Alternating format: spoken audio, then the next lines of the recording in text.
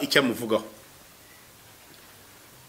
wo yari umuntu hari abantu buriya bari innocent nta bintu byinshi nta byo gutekereza ngo abanyarwanda bazazana amatiku amugeze ngo ngo harya ngo nyibutsa ngo harya ukuri kandi barabana mu rugo aramaza ngo harya ngo nyibutsa ngo harya ukuri undi nawe aragishaka arakibura so umunyeshuri nta kazi ngo arakora yashatishije ikintu akora arakibura niba ngo uriya muntu nawe buriya n'ubugumba nabwo n'ubugumba kuko ubundi umuntu muzima yagombye kubaho afite ikintu runaka arimo gukora niba nta kintu ufite urimo gukora uri ingumba n'ubugumba ngo nabwo ubugumba so uvuga ngo ntago nasunitse umwana ngo vuke ngo muhagatire no niba uhari uriho ukaba uri muzima akabana n'ibicaniro turimo kuvuga ngo turasenya we ntabwo wabisenya kuko nta n'ingaruka zabyo wamaze kuba ingwate yabyo byararanye ibi ngibi abantu babyumva cyane ni abantu barimo bagerageza gukora ibintu bikagenda byanga ariko barimo bagerageza niho baribwa cyane n'ibi ngibi naho za ngumba zifatiye gutya zadamaraye ziryamiye warabyuka mu gitondo ni nka cyagiye mu minsi ishize muri covid abantu bajyaga batera urwenya muravuga ngo yabyutse ngo yitegura uko ari buryame neza hari abantu babyuka bakitegura uko bari buze kuryama bene uyu nguyu no kumusengera biragorana kuko ugiye gusenga nawe ubwe kwisengera biramunanira kuko ntafite icyo asengera arasengera iki nta myaka iri mu murima ngo arayisengera ngo yere ngo arahinga nta nka yoroye ngo arazisengera ngo zororoke Imana izirinde no kurwara nta business afite ngo arayisengera ngo yaguke nta shuri yiga ngo arasenga Imana imuhe ubwenge yige neza nta kintu na kimwe uyu muntu mu by'ukuri agiye gusenga we yamye asengera cyokora abari muri retirement bo barasenga ko niwe banashima asenga shiba buti Imana ndagushima mu rugendo rwose nagendanye nawe nakoze aha nawe wabanye nanjye nakoze aha nawe wabanye nanjye nakoze ibintu wabanye nanjye ukoze ibintu wabanye nanjye none ndimo ndagusaba kugira ngo uko wamaye guhirwa uhe n'abana banjye guhirwa aba barasenga abari muri retirement n'ubundi bafite n'ibyo banakoze na n'uyu munsi baracyanakora ariko gihe ndimo ndavugana n'aba bantu bari muri iyo myaka yo gukora badakora abo nabo n'ubugumba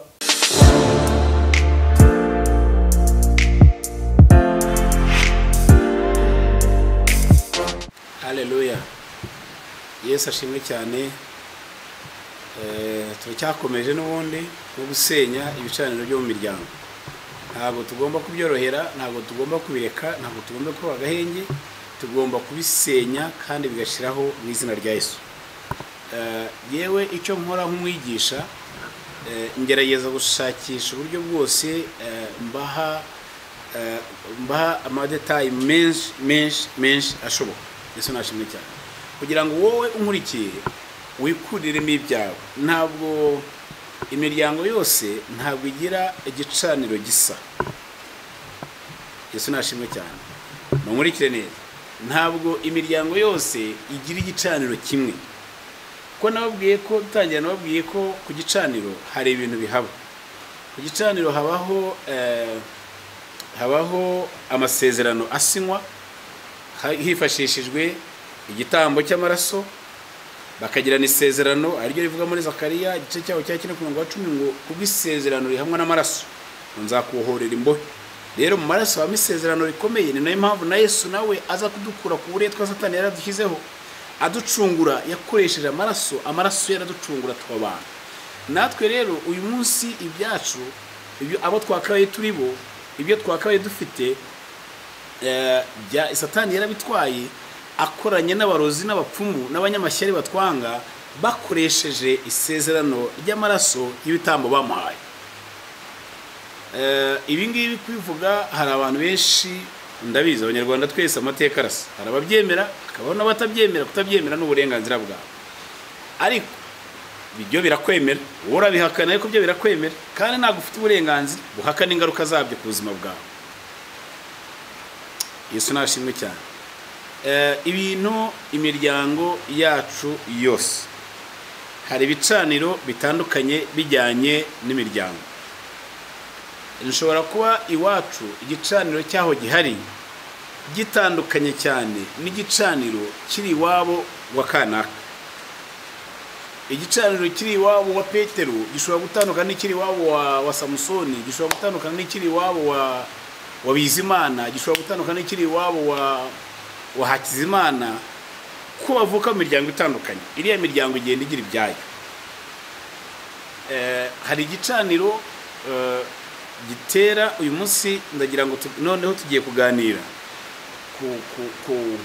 ku ngaruka twe duhura nazo z'ibintu byavugiwe ku gicaniro, ariko bikadukurikirana bikatugiraho ububasha. Ingaruka z'ubuzima twisangamo tutarabuhisemo, tutarakoze aribwo dushaka, tutaragiye kwiga aribyo dushaka, tutaragiye gucuruza aribyo dushaka, tutaragiye korora aribyo dushaka, ariko tukisanga aribyo byabaye ku buzima bwacu, kandi nyamara atari byo twahamagaraga. Haba igihe umuntu yibaza, ari umuhanzi w'umunyarwanda waririmbye indirimbo sinzi kuririmba cyane, noneho uwararirimba aravuga ngo mahirwe yanjye wagiye, buriya yari yashatse yayabuze, aravuga ati ko kera najyaga mpirwa, aya mahirwe yagiye he? Niki cyayayoyokanye cyayatwaye? Hari igihe umuntu atangira kwibaza ibibazo nk'ibyo kuvuga ngo ariko Mana, kera narakoraga bikemera, naracuruzaga bikagenda, ikintu cyose nakoraga byacagamo, none uyu munsi ko mbona nta kintu kimwe kirimo kwemera, ni hehe byapfiriye? Hari igicaniro cyatambwe ahantu, cyashyizweho igicaniro, bashyizeho igitambo ku gicaniro, bahavugira izina ryawe, barangije batwara umugisha wawe, wowe usigara aho ngaho ugenda usa nk'umuntu ufite igikapu bibiye muri gare ntabimenye. Hari ukuntu abajura bibaga muri abantu bajyaga bagenda muri za train, najyaga mbyumva babivuga ukuntu abajura b'Abagande agenda ufite igikapu gihetse ku mugongo cyangwa ugifite, agacisha mu rwembe hasi akagikeba, agakuramo ibintu ufite, ariko igikapu kagisigara. Wowe ukagumiza ihetse igikapu zingi bya bintu biracyarimo, waza kugeraho ujye ugasanga igikapu kirimo ubusa, ibintu byose babitwaye. Rero nuko nguko Satani akora. Hari abantu Satani yinjiranye, ibikapu byabo arabikeba, ibyari birimo arabitwara, hasigara igikapu cyonyine bagihetse ku mugongo, ariko ari igikapu kirimo ubusa. Uyu munsi tugiye kureba ubundi bwoko, izindi ngaruka ziba ku buzima bwacu ziri muri sosiyete nyarwanda cyangwa se no mu yandi moko atandukanye atuye isi, ari ingaruka z'amagambo yavugiwe ku gicaniro aho batambiye cya gitambo. Iyo hari abantu n'uyu munsi tuvugana bagifite ibyo bitambo, bakibikora, bakijyana y'amatungo bagatamba, bakagira gute, ndayirambabwire ngo abantu benshi mwebwe mu nkurikiye hano kuri haba hari kuri radio n'abazakurikira handi kuri YouTube, abari ahantu henshi hatandukanye, hari igihe umuntu aba arimo yatambye igitambo iwe mu rugo, agashyiraho, akazana, agacana umuriro, akabaga itungo agashyiraho, yarangiza agaterekera imizimu y'iwabo, yarangiza ikamusaba, agasaba ko abantu bari buze aho ngaho harimo abo bari buze kwambura imigisha yabo, bakayisiga muri urwo rugo. Barangiza bakagenda bagatamba cya gitambo, bamara kugitamba bagateka, bamara guteka bagatumira abantu bakagenda bakicara mu rugo, mukirira inyama mugahaga, wowe uzi ngo urimo urarya kubera ko habaye just bashaka akantu k'akazina bari bwite iyo function, bayita anniversary, bayita se wenda ko turimo turashimana yuko ejo bundi narwaye nkakira, ashakisha akantu nkako akagakora, yagize agatamba igitambo, mukirukankirayo, mayoga mukanywa, kurya mukarya, ntago mbabuza kujya mu mafete, ariko kandi ni munagenda mujye mugenda n'amakende. Wibaza ngo ibi byo kurya ndimo kurya ni bya rubanza, ibi bintu bateguye ahangaha ngiye kurya ibyiki n'ibyiki bifitanye isano, ese bifite bisobanuye iki? Ndimo ndabikora ariko bisobanuye iki ku buzima bwanjye? None nasanga ndimo gukora ibintu bishobora kuza birimo gushyira ubuzima bwanjye ahandi hantu hatari heza. Hari ahantu ushobora kujya ukarya ibyo kurya, wavayo uwo munsi ugatangira kurota inzozi utigeze urota mu buzima bwawe, tangira kurota inzoka zikwirukankana, tangira kurota ibikeri bigusimbukaho. Kubera iki? Hari ahantu wagiye wicarayo, hari igicaniro ntiwabimenye, urahicara urya ibitambo byaho, urya inyama zaho z'intonorano, urangije uratashye. Ziriya nzozi urimo urota ni communication Imana kubw'ubuntu bw'Imana, kubera ko Imana igukunda, yimira guha sinyare y'ibintu byakubayeho utigeze umenya. Hari ahantu bagifite bakora ibyo bintu. Nirinda cyane gukoresha ingero nyinshi, kuko hano hantu u Rwanda rwacu rurimo abantu bake, Kigali rurimo abantu bake, ubuzima bwinshi, abantu benshi turaziranye. Haba igihe uvuga ikintu umuntu abati buriya n'igihe barimo kuvuga kubera kabizi. Rero ni mpamvu nirinda byinshi kugenda mbikomozaho. Cyo kora wenda ari nko muri deliverance room turimo turi bakiya dusenga izo ngero twazikoresha kubera ko rimwe na rimwe ayo makuru hari igihe batari bugere kure ko none ahangaha kuri social media ku maradiyo ejo umuntu yazavuga ati twebwe arimo kuvuga niyo mpamvu ugenda mbyirinda. Reka rero uyu munsi tugiye kureba ingaruka eshatu zikomeye ziba ku buzima bw'abantu zikomoka ku gicaniro kuko ntabwo ziri mu isezerano ry'Imana. Ikintu cyose uzabona kikubayeho kibi kandi kigenda kisa nkaho kirepeta mu muryango, nuvuga ngo indwara yishe sogokuru ni nayo yishe data, niye garanti mfite ko nanjye atari igiye kunyica. Ese kuki sogokuruza wanjye wa kane yarwaye asima arapfa, sogokuruza wanjye wa gatatu yarwaye asima arapfa, sogokuru yarwaye asima arapfa, data yarwaye asima arapfa. Ese iyi asima ihora yica abantu muri uruhererekane, iyi ni asima kwe cyangwa ni igicaniro kiri ahantu jewe ntabashije kumenya? Ese kuki imiryango imwe n'imwe umuntu agera ku myaka runaka akavuga ati ubwo ageze hariya nawe arapfuye, ubwo ageze hariya nawe arapfuye? Kubera barabizi neza ko hari igicaniro kiri ahantu gihora isezerano rivuga ngo amaraso yaho yasinywe ku myaka 40, ku myaka 35 umusore waho uzahagera cyagiye azaba nuvuga ngo ntazareze imyaka 35, imyaka yabo y'ubukure kuva avutse yogeze kuri 35 birarangira. Reka dusome ijambo ry'Imana dusanga hano mu Kuva igice cya 23, hanyuma duhere turasoma wenda imirongo yaho nk'ibiri yonyine. Nanone turasoma ku murongo wa 26 biraba ngo mu gihugu cyawe nta uzavanamo inda, nta uzagumbaha, umubare w'iminsi yawe nzawusohoza udakenyutse. Iri ni isezerano ry'Imana yaduhaye, isi nashimwe cyane.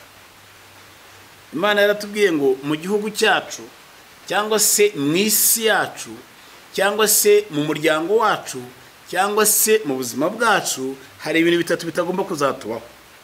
Icyambere nta nda zizavamo, nta kugumbaha kuzabaho. Icya gatatu ntabwo tuzapfa dukenyutse ngo ahubwo imyaka yacu yo kubaho tuzayisoza amahoro. Yesu nashimwe cyane. Iri ngiri ni isezerano ry'Imana kandi Imana yacu ntibeshye. Tugiye kwibaza ese bino bintu bikomokaho biza bite? Gukuramo amada atari ku bushake, ariko hari n'abazikuramo ku bushake. Gukuramo inda bivahe? Kurambura kw'amatungo bivahe?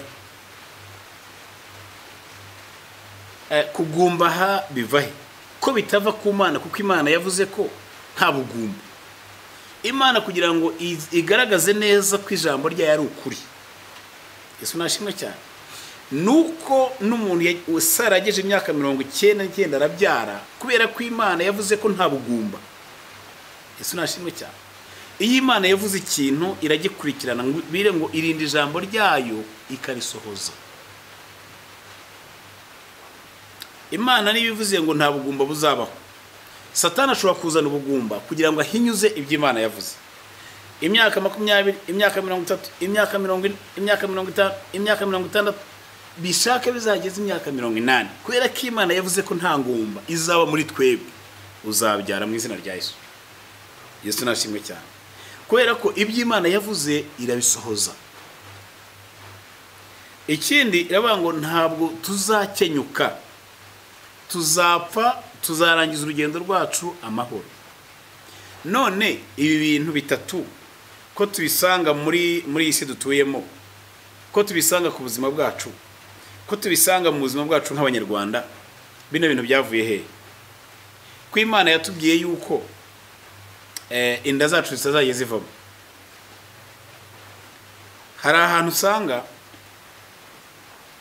umuntu akubwira ngo hari umupasiteri umwe yarimo yigisha mu rusengero, twari mu masengesho muri intercession, arigisha twica, noneho adubuhamya atubwira umubare w'inda zavuyemo, ngira ngo zageraga ku 8.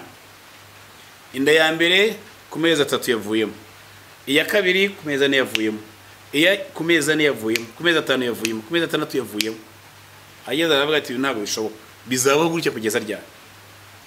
Kwijambo ry'Imana rivuga ko inda zacu zitazavamo, izanjye ziravamo kubera iki? Ikibazo kiri hehe? Arasenga kugeza igihe Imana yaje kumwishurira aho impamvu yabyo, aho igicaniro cyamuteraga ibyo cyari kizirikiye, kugeza igihe yinjiriyeyo aragisenya, amaze kugisenya arabyara. Uyu munsi afite abana. Yesu nashimwe cyane. Ni abantu rero ejo bundi narababwiye ngo nako nunda cyabisubiramo. Biravuga ngo umuntu widamarariye ngo werapfuye hagaze. Ntuzakore ikosa ryo kwemera ubuzima runaka kandi butagushimishije. Uzahora usenga, uzahora urwana no gushakisha impamvu yabwo kugeza igihe wenda uzave muri uyu mubiri bidakemutse, ariko ntuzaryame, ntuzaguheke utari wamenye impamvu y'ikibazo cyinshi nyuma y'ubuzima bwawe. Niye mpamvu ituma hari abantu benshi ndabizi barahari na n'uyu munsi biracyahari, abwira ngo inda, hari umuntu umwe wigeze yari afite ikibazo nk'icyo cyuko inda ze zavagamo, ariko zajyaga kuvamo hari inzozi yarose. Izo nzozi zabaga ziteye gute? Yararyamaga cyagiye, hari igihe iyo kugira ngo umenye neza ko ari inda zishobora kuvamo kubera wenda uburwayi, nk'indwara runaka, cyane nk'inka zo hari igihe haza indwara igatuma inka ziramburuka, ibyo birashoboka. Rero no kurwara nawe ushobora kurwara bikagira ikibazo inda ikavamo, nabyo birashoboka. Ariko ndimo ndavuga zanda zivamo mu buryo budasobanutse, muri zanda zivamo mu buryo utatekerezaga, mu buryo butunguye nawe, ntiwarwaye no kwa muganga wajyagayo muri iki haje n'ikoranabuhanga, ukajya muri eko bakareba muri ecography bakabata umwana ameze neza nta kibazo, ariko mu buryo butunguranye wagenda uti ndumva umwana atarimo gukina mu nda, wagerayo bakavuga ngo umwana yapfuye. Uyu mwana yishwe n'iki? Inda yavuyemo, indi ivuyemo. Cyangwa se bigeze igihe cyo kuvuka umwana yari muzima avuta apfuye. Uyu mwana azize iki? Niki kibaye gitumye bino bintu biba? Ntuzakore ikosa ryo kubyemera ngo uvuge ngo niko bihari, ngomba kubyumva, ngomba kubyakira. No, wibyakira, rwana n'icyo kintu, rwana no gushakisha kumenya impamvu y'icyo kintu kugeza igihe Imana yaremye isi n'ijuru iza gukorera ku mazi kaguhishura icyo kintu aho kiri, ukagenda ukagisenya, wamara kugisenya uwo munsi ukabyara ugaheka. Noneho uwo mudamu yajyaga agira inda, hari igihe ziviramo ku mezi 4, hari igihe ziviramo ku mezi 7, hari n'iziviramo amezi 8, 9 cyagiye cyo kuvuka umwana akavuka apfuye.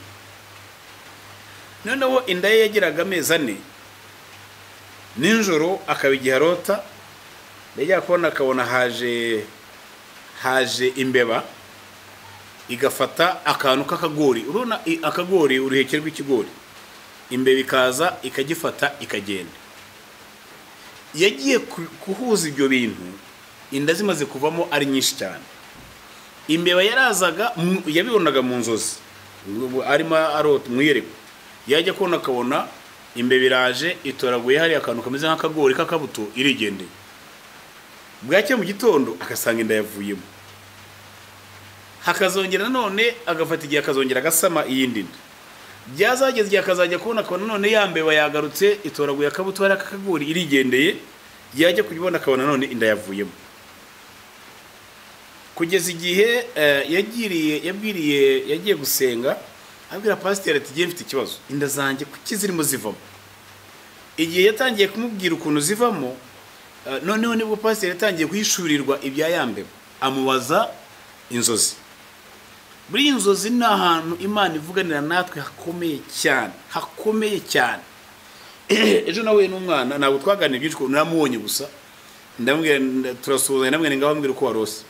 Ambwira inzozi, ako kanya narimaje ntiyazuyaza, arambwira ngo narose ibintu byinshi, no yambwiramo bimwe bikomeye. Ahita azimbwira, ndamubwira nigendera, Imana iguhe umugisha. Nagira ngo numve ko yazizirikanye kuko yari yazirose. Nuvuga ngo muri za nzozi ze yabonaga, atangiye kubibwira pasiteri. Pasiteri aravuga ati ariko hari ikibazo mu nzozi. Inzozi ukunda kubona zikunda kugaruka kenshi. Aramubwira ngo hari imbeba igiza igatoragura akagori, yagatoragura ikagenda, iyo mbyutse nsanga inda yanjye yavuyemo. Arambwira ati okay. Barasenga, bamaze gusenga arambwira ati ubutaha niwongera kuyibona uzayikubita uyice. Nuyica ntabwo inda izongera kuvamo. yaragiye arabicunga rwose yambeba yarayibonye yagiye mu nzozi arayikubita arayica. Amaze kuyica ikintu gitangaje yabonye ikimenyetso mu gitondo abyutse asanga ikintu kirambitse mu rugo cyapfuye cy'ikinyoni kinini meze nk'igisiga. We mwiyerekwa yabonye yica imbeba mu gitondo asanga igisiga imbere y'umuryango kinini cyapfuye. Uhereye icyo gihe ntabwo indaze zongeye kuvamo. So nubango ibintu mwebwe mubona mukabyita kari bisanzwe ntabwo nta kintu gisanzwe gihari. Biriya bintu bifite ikibizana, bifite icyo byuririraho, bifite message bitanga. Ntugapfe guceceka gusa kubera ko ibintu babyumvishije barambwe n'ubundi ndasanzwe zivamo nanjye zafuye umuntu wagwe ngo inda yacu yavuyemo, iyi yavuyemo, iyi ni yavuyemo, byamara kukuyobera. Iyo ugiye ku mupfumu nta kuvura my friend, ahubwo arabikaruma kuko umuhaye igitambo akabisunika kuri generation izakurikiraho. Kuko ntabwo ushobora gukiza ikintu burundu. Imana niyo yonyine igukiza igahanagura n'inkovu. Yesu nashimwe cyane. Iyi Imana igukirije gukiza ariko Satani ntabwo gukiza burundu. We umuha igitambo ashaka akabyigizayo ariko akabisunika hari akabyigiza imbere. Ejo wajya kubona nanone umwana wawe nawe byamubayeho cyangwa se umuvandimwe wawe nawe byamubayeho. Kuki Satani ntabwo yabivuye ahubwo yarabisunitse yabiforwardinza ahandi. Imana yaduhaye isezerano rivuga ngo ntabwo inda zanyu zizavamo. Muri ibi bicaniro turimo gusenya muribuka aho twatangiriye mu bacamanza igice cyaho cya 6 aho Imana marayika w'Imana yabwiye Gideyoni arambwira ngo impamvu mumaranye inzara imyaka 7 impamvu muhora muneshwa mugatsindwa n'abamidiyani ngo biraterwa n'igicaniro cyubatse wanyu mu rugo. Genda usenye kiriya gicaniro, numara kugisenya unyubakire igicaniro, numara kunyubakira igicaniro amateka araza guhinduka. Abaneshwaga baraza kunesha, abaneshaga baraza kuneshwa. Yesu nashimwe cyane. Uyu munsi turimo turasenga, ndagira ngo mbasabe dusenge n'imbaraga nyinshi, dusenye bino bicaniro. Nitumara kubisenya muzabona ikintu ntabwo nzirwa mbibabwira, ubuhamya muzatanga ubwabyo bizabimbwira. Uzabona ibintu birimo bihindura isura, birimo byiyubika. Ibyari bigufite ububasha bigizeho ububasha, ibyagutegekaga watangiye kubitegeka, ibyari byarakunanije wari uzi ko bidashoboka. Ujye kubona umusozi wari kumaze imyaka myinshi imbere utagenda, nujya kubona ubona umusozi uragira hirimo. Ntabwo iyo harimo icyo gicaniro kiza gutwara umugisha w'abantu cyangwa se kiza guhinyuza, nababwiye ngo impamvu igicaniro kibaho cya Satani ni ukugira ngo gihinyuze igicaniro cy'Imana, ni ukugira ngo iby'Imana yadusezeranyije ntibisohore, ni ukugira ngo twitotombe. Noneho twebwe abapasiteri tugira ibibazo bikomeye cyane. Uramutse ufite igicaniro kikuri inyuma kigenda gihamagara ubuzima bwawe, biragoye. Satani aguteza inyatsi, akaguteza ubukene, akaguteza inzara ikakujya kuryana n'abakristo shumbye, mugakena mu itorero ku buryo mushaka no kugira ngo mwigurire na mikoro imwe y'ibihumbi, ngira ngo niba mikoro igura 30 yo 40 nayo ikabananira, mugateranya muri abantu bagera ku 100 mugashakisha 100 yo kugura mikoro ikabura. Kubera iki? Hagicaniro hari. Ntabwo iyo ushobora gushumba ugahamagara, ariko kandi Imana yiguhamagaye. Ndayamwire ngo buriya umuntu umwe yatanze urugero rwiza cyane ndarukunda, n'umupasiteri aravuga ngo kugura isabune mu iduka ukayitwara mu rugo ntibituma ko umwanda ushira ku mubiri wawe. Nuvuga ngo isabune kuyigura wayiguze wayizanyura cyangwa se wanayihawe, ukeneye gukaraba ukanafura kugira ngo use neza. Rero Yesu yaduhaye agakiza turagafite, ariko dukeneye natwe gukora iki? Nugusenga no kwifura. Twebwe biravuga ngo ni isabune y'abameshi. Dukeneye kwifura tugasa neza mu mwuka no mu mubiri. Yesu nashimwe cyane. Nitumara gusenyagura biriya bicaniro bikigirayo, tuzasigara dutanga umugisha tuwurekura umanuka ujye ku bandi. Iyo igicaniro kikuri inyuma uri pasiteri kubaka biranga, iyo byamaze kwanga bizakugora ko abushumbye bazubaka utubatse byaranze. Kuko ibyikuriho nibyo bizajya kuba kubushumbi. Bizakugora yuko uzaba ufite igicaniro cy'ubukene nyuma yawe kigukurikirana kigenda kivuza induru kugira ngo abari abantu ubukene buzave mu itorero rushumbye bizagorana. Urabanza ugahindukira wowe ukagisenya, wamara kugisenya ukaza gutangira gusenya n'ibyo abandi wabanje gusenya ikiwanyu. Yesu nashimwe cyane. Ibi ngibi ntabwo bireba kuvuga ngo bireba bakanaka gusa nabakanaka, natwe biratureba kuko natwe bitubaho. Yesu nashimwe. haleluya. Ndagira ngo mbabwire ngo ibintu by'Imana dusezeranyije, ijambo ry'Imana ni ukuri, Imana ntigibeshye. Nta n'ijambo yavuze ngo rihere, ibyo yavuze byose no kubizaba kandi tuzabibona n'amaso yacu. Ariko hari ikibazo kibaza ngo ese kuki turimo tubona ibintu biri opposite n'iby'Imana yatubwiye?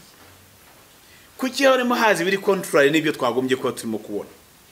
Ni Imana se? Imana ntibeshye, ahubwo ni Satani waduteye, adutera no kurangara n'ubujiji bwacu, hanyuma nitwabiha agaciro. Uyu munsi Satani arimo aratubyina hejuru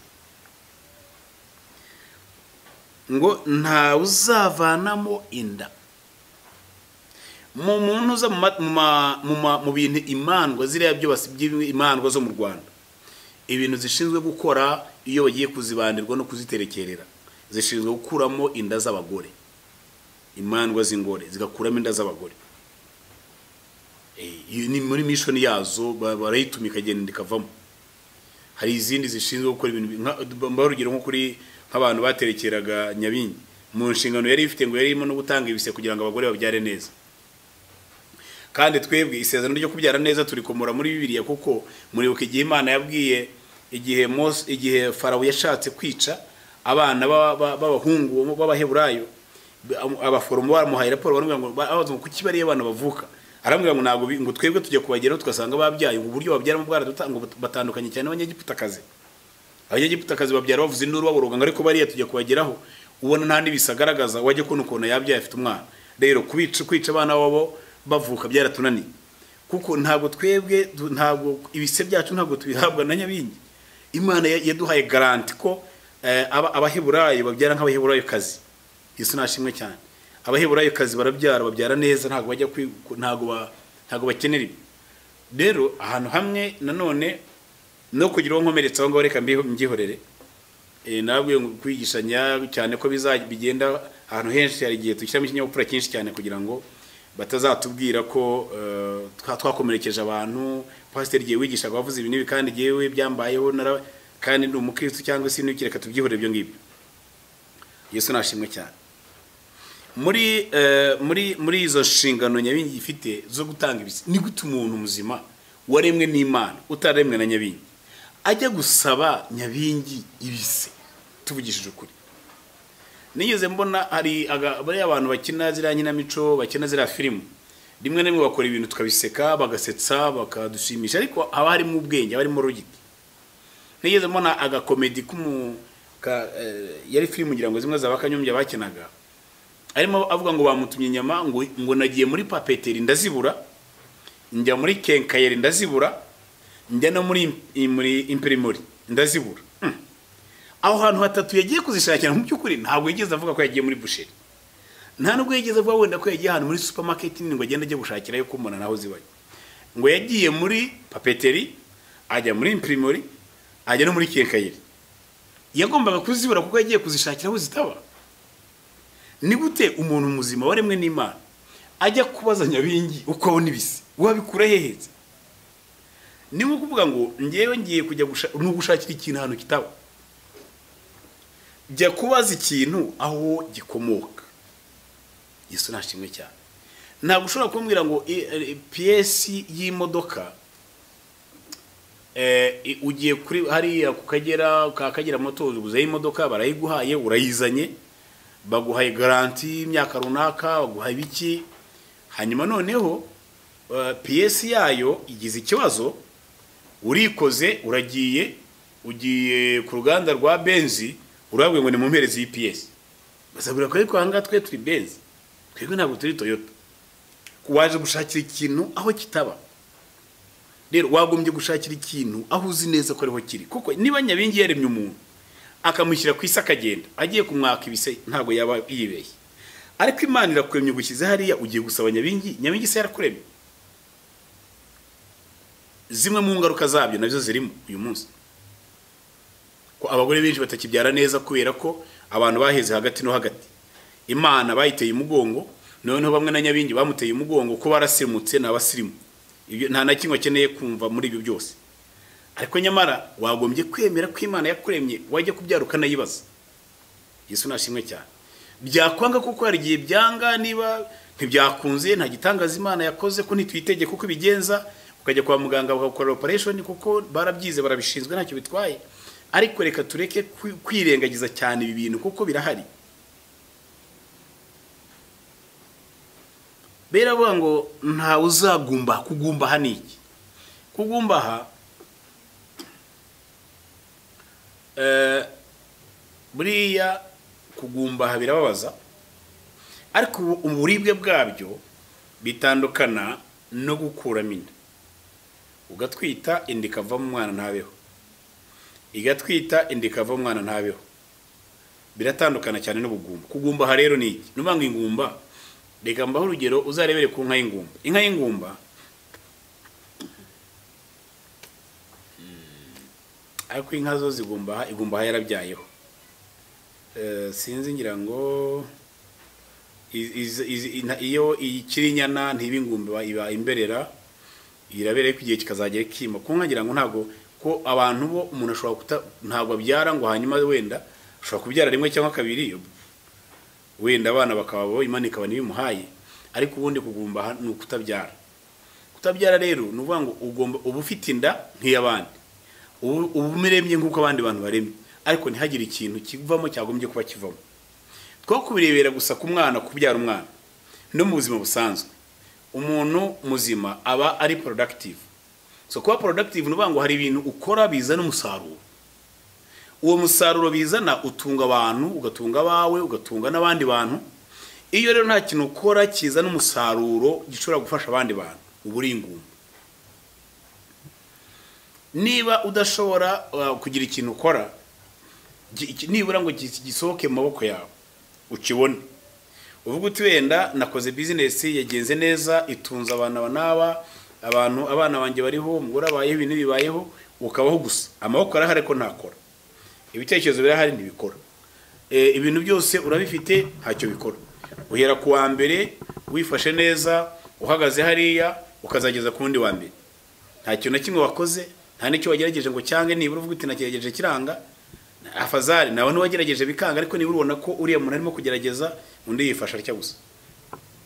Mu mujyi ho nabonye binagoranye, kuko mu mujyi huye n'umuntu akubaza icyo akora, niyo mutaranaganira byinshi atangira kubaza ibyo ukora. Sinzi impamvu, kubera ko wenda akenshi mu buzima bwacu bwo mu byaro business zirasa. Buriya mu byaro business ni uguhinga no korora aho bishoboka. Mu mujyi rero kuko haba hari ibintu byinshi, ubura n'umuntu mbere mu gihura atangira kubaza ibyo ukora. Niyo baganiriye yuhe n'umuntu iyo mutaziranye batangiye kuganira muri uko bibwirana, mbona bakoresha naho bakora. Abo bati nitwa kanaka nkora hana nkora ibi nibi, undi nitwa kanaka ndi umuganga, ngiye nitwa kanaka ndi umucamanza, nitwa kanaka ndi umukontabure nkorera hana, nitwa kanaka nkora ibi nibi. Hakaba rero igihe ushobora kubuhagararanye nabo mu by'ukuri bakugeraho kumva bagusimbuka, kuko wabuze icyo uvuga, wabuze ahantu wikarasa muri abo.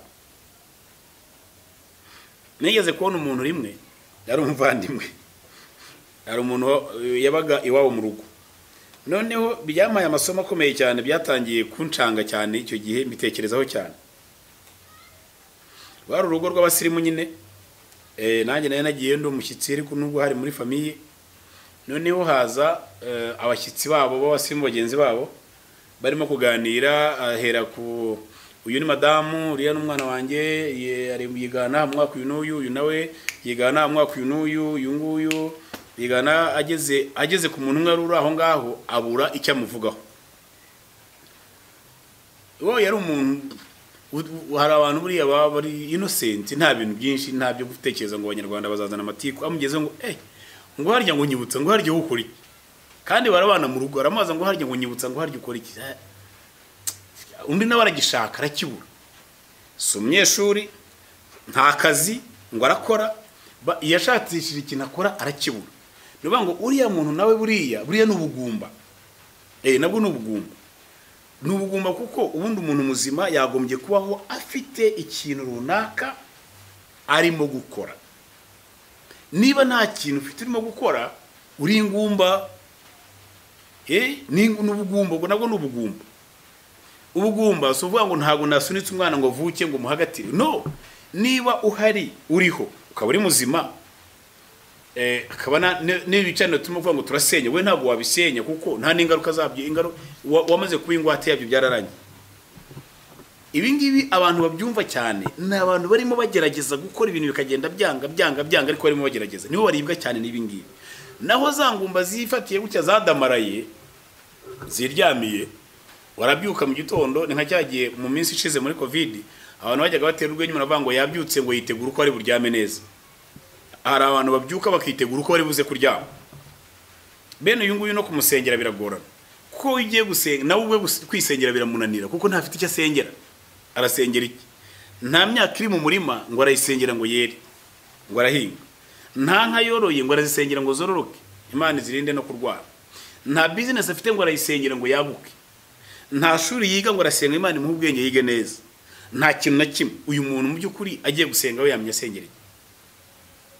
Cyokora abari muri retirement bo barasenga ko niwe wanashima, asenga shiba buti Imana ndagushima mu rugendo rwose nagendanye nawe, nakoze aha nawe wabanye nanjye, nakoze aha nawe wabanye nanjye, nakoze ibintu wabanye nanjye, ukoze ibintu wabanye nanjye, noneho ndimo ndagusaba kugira ngo uko wamaye guhirwa uhe n'abana banjye guhirwa. Aba barasenga.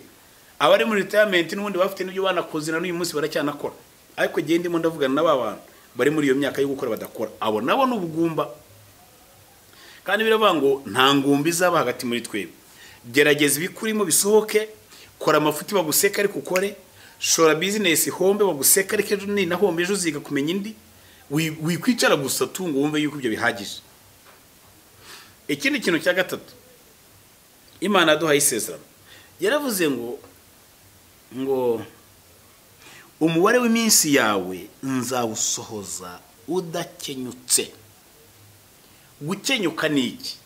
Gukenyuka ni ugupfira ku myaka mike. Ese ashimwe, ndagira ngo mbasobanure neza gukenyuka ko umuntu ashobora gukenyuka ku myaka, ubundi nibura twagombye gupfira ku myaka 120, ariko mu myaka 90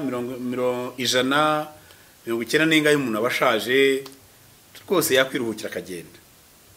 Ku myaka 80, ku myaka 70 ingahe abantu bamaze gukura, bamaze gusazamo, yumva ibyo agomba gukora yarabikoze, nta n'ibindi byinshi bisigaye aho ngaho bigihari.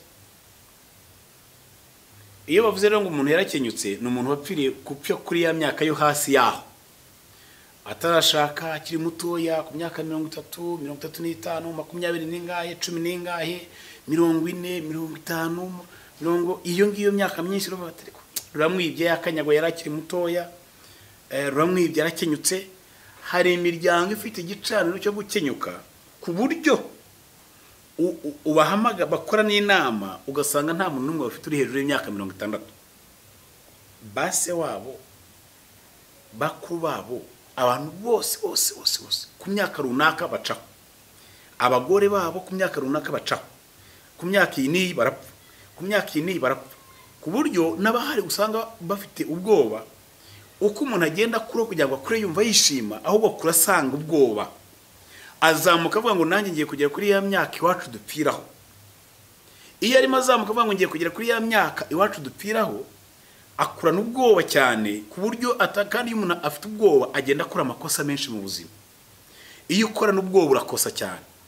Iyo ushaka gukora ibintu neza wirinda amakosa, urabanza ukirinda ikintu cyitwa ubwoba. Iyo ukorana ubwoba urahubuka, ukora amakosa menshi.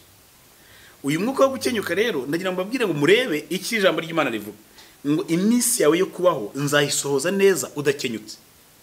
None uyu mwuka wo gukenyuka uva he? Ntabwo uva ku Mana, si ubushake bw'Imana. Ndavuga ngo ni igicaniro kiri hariya cy'abarozi cyatambwe y'itambo, bivuga ngo umuryango wo kwa runaka ntibazarenge kuri iyi myaka, urupfu rwabo ruzabe urunuru.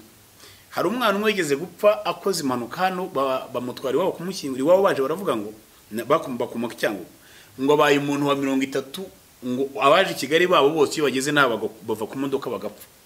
Izo ni impanuka. Nanone hari umuntu umwe, hari famille imwe bari bafite umuvumo wo gufungwa bakagwa muri gereza. Yarafungwaga ariko bakagwayo. Hari ugufungwa ukazafungurwa ugataha. Uwo muvumo waje gute kuri abo bantu rero? Abantu bari babiri bari inshuti, barakoranaga. Umwe aza kubeshyira mugenzi we amuhimbira icyaha gikomeye ko ari wagikoze, aramugambanira, baramufata baramufunga.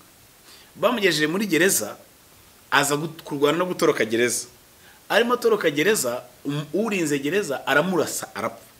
Amurasha yikubise hasi yatari yapafata amaraso yarimo ava, arayafata arayamisha rero bavuga ngo kanaka warangambaniye urambeshyera ndapfa none ndapfuye. Ariko uko mpfuye uhereye kuri we n'abazagukomoka n'umuryango w'iwanyu, abahungu b'iwanyu bose bazajya bapfa nkanjye uko mpfuye uko. Amaraso yamisha hasi. Nuvuga ngo hari ahantu akimara kuvuga iryo jambo amisha ari amaraso uwo muryango.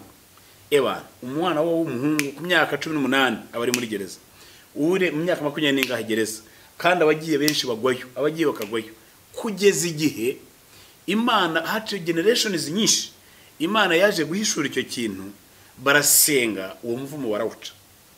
Ikintu cyitwa gupfa gukenyuka ni ikintu gikomoka kuri Satani, gikomoka kugicanira ahantu runaka, habayeho n'igitambo cyatambiwe.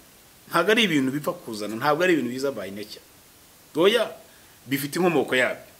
Rero aya masengesho turimo gusenga iminsi 21 yo gusenya ibi bicaniro, ntimugire ngo abatangiye mwumva dusenya ibicaniro by'ubukene ntimuzagira ngo ni ibikomere by'ubukene dufite. Oya, hari ibicaniro byinshi kuko nababwiye tugenda tubivuga. Ubu nabwo n'ubwoko bw'igicaniro gukenyuka. Ibi ngibi noneho ntibibuza gukira.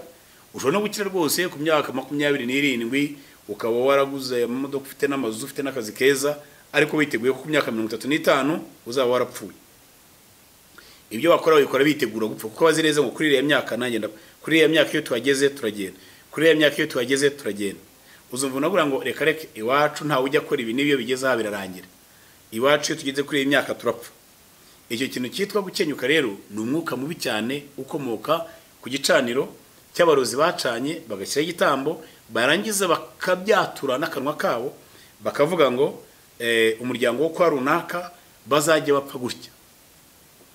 Iyo habaye icyo kintu rero bakakivuga, bavuga ngo umuryango wo kwa kanaka uzajye upfa gutya, iyo yatambye cya gitambo na wa muzimu kacyakira hamwe na wa mupfumu batangira kujya babyohereza kuri wa muryango. Wahagera niko yagiye, ukumva aravuga ngo uriya muntu ngo niko ngo buriya disi ngo yewe ngo buriya ubwo afatiwe kuri ya myaka birarangiye, ngo iwabo iyo bageze kuri ya myaka barafatwa ni kuri yabapfa. Ibyo bintu muzajya mwumva kenshi abantu bavuga ngo iwabo iyo bageze kuri ya myaka barapfa, iwabo iyo bageze hariya niko bigenda, iwabo niko bigenda, iwabo niko bigenda. Iyo bavuga ngo iwabo niko bigenda, ni igicaniro kiri ahantu hariya mu rugo gikeneye gusenywa cyane kigashiraho. Cyamara gushiraho abasigaye bakubaka igicaniro cy'Imana bakabona amahoro. Sinzi ikintu kibamo ukuntu abantu bafata ibintu, ni kutumbwira ngo icyo kintu mwitirirwe wanyu. Nigeze kwigisha inyigisho ivuga ngo gukurwaho igitutsi n'izina ribi, izina ryitirirwa umuryango. Bavuga ngo ato induri yava ku musozi bati ninde wibyo, atubwo ni wo kwakana kara abandi biba kuri musozi sibo. Ikintu mwitirirwa iwanyu wagerageje ukagihindura, wagerageje ugahindura ayo mateka y'icyo kintu ku buryo nta muntu uzongera kucyitirirwa. Mwareka tugasenya bino bicaniro, tugasenya ibicaniro, Imana ikaturinda ko ibyacu inda kuvamo no gutakaza amahirwe atari yagera kugira runaka. Ni nka kwa kundi abamidiyani basiribangaga imyaka y'Abisirayeli bateye itangiye kumera, imyaka igapfa ikabapfira ubusa. Barahinga ntibasarura, guhinga ntusarure ntaho bitaniye niyo nda yo kuvamo. Gutangira business igapfira mu nzira ntaho bitaniye no gukuramo. Ko watangiye ariko ntugeze aho ugomba kugera. Ibyo byose ni ibicaniro byinshi nyuma y'ibyo. Tugomba gusenga tugasenya bino bicaniro. Subiramo isengesho dusengane nawe. Vuga ngo Mwami Yesu, mu mbaraga z'amaraso yawe, mu mbaraga z'ububasha bwawe, mu mbaraga z'ubushobozi bwawe, Mwami Imana, izina ryawe ni izina rikomeye, ni izina abakiranutsi bahungiramo, ni izina ryanishije Satani. Iyo turivuze kuzima abadayimoni barahunga. Muri aka kanya mu mbaraga z'amaraso yawe, mu mbaraga zo kumusaraba Mwami, muri aka kanya mpagaze mu bubasha mpabwa n'ijambo ryawe, ndaca uyu muvumo mu izina rya Yesu Kristo, ndawukura kuri uyu muryango mu izina rya Yesu. Uyu muryango urimo umwuka wo gukenyuka ndawirukanaho uyu muvumo mu izina rya Yesu. Uyu muryango urimo umwuka wo kugumba ndabirukana mu izina rya Yesu. Uyu muryango uri umwuka wo kurumada ndabirukana mu izina rya Yesu. Uyu muvumo ukurikirana iyi famiye ku buryo inda zose zihora zivamo, wowe urimo unkurikira aka kanya nagira ngo dusengane isengesho, ufate ku nda yawe uvuge ngo wanda yanjye uhereye none aha umwana uzajya amazavuka ntabwo indi zongera kuvamo, kuko uyu muvumo ndawuciye mu mbaraga z'amaraso ya Yesu. Nubwo hari igitambo cyari cyarabitambiwe, ariko igitambo mfite aka kanya ni amaraso Yesu yatambwe kugira ngo njyewe mbe muzima, kugira ngo mbyare mpeke. Mu izina rya Yesu Kristo ndaciye umuvumo. Mu izina rya Yesu Uwiteka Mana Nyiringabo, turaciye umuvumo wo kugumbaha mu izina rya Yesu Kristo Nazareti. Uyu muryango ubamo abantu batabyara, ndavuze ngo reka babyare mu izina rya Yesu. Ndavuze ngo reka babyare mu izina rya Yesu. Uyu muvumo ujya kuza muri uyu muryango waziye ku gitambo cyatambwe n'umwana w'umuntu yifatanyije na Satani n'abarozi be, nanjye ndagisenya igicaniro mu mbaraga z'amaraso ya Yesu mu izina rya Yesu Kristo. Mwami waravuze ngo ntibazabyare, nanjye ndavuze ngo bazabyare mu izina rya Yesu. Uwiteka Mana Nyiribihe, uyu muryango urimo uyu muvumo wo gukenyuka, uyu muvumo wo gukenyuka waziye ku gitambo cyubatswe bubatse igicaniro batambaho igitambo, noneho uyu muvumo wo gukenyuka winjira muri uyu muryango, nanjye ndawukuza mu gitambo cy'amaraso Yesu Kristo mu izina rya Yesu. Ndasenga igicaniro, ndavuze ngo mwabadayimoni mwe mutsindwe uhihere none iteka ryose. Wa muryango wenda kwaturaho kurama, ndakwaturaho kurama, ndahagarika urwo rupfu kuri iyo myaka mito mu izina rya Yesu Kristo. Urakoze Mwami Yesu, icyubahiro n'amashimwe no kumenya n'ibyawe mu izina rya Yesu, amen. Imana ibahe umugisha.